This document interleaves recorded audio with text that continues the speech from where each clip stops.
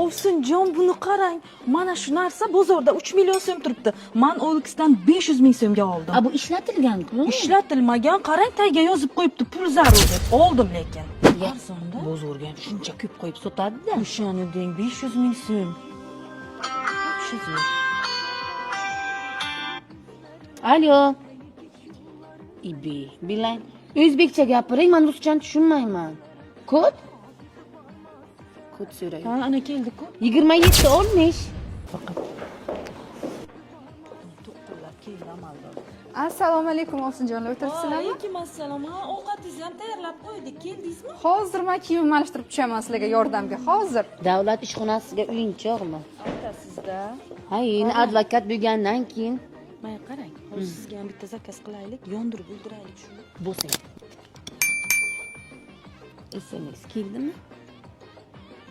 Ibi? O'zi 2 million pul bordi.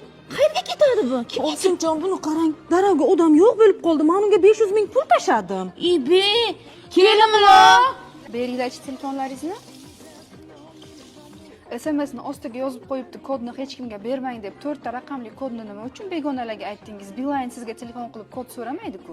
O yangamlojon nima uchun tovarni qo'lingizga olmasdan bularga pulni tashlab berasiz? O bular moshennik-ku. Hay, pulimni qaytarib olib berib bilasizmi? Bu lekin qiyin masala. Ikkalaringiz ham yer tagida ilon qimirlasa bilaman deysizlar, moshenniklarga aldanib o'tiribsizlar-ku. Internetda arzon narsa ko'rsangiz, siz ham olasiz. Men arzon narsaga uchmayman, aldamayman bunaqa moshenniklarga.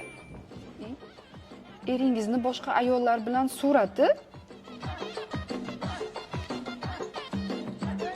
APK fayl ekan-ku, shoshilgandan bosib yuboribman.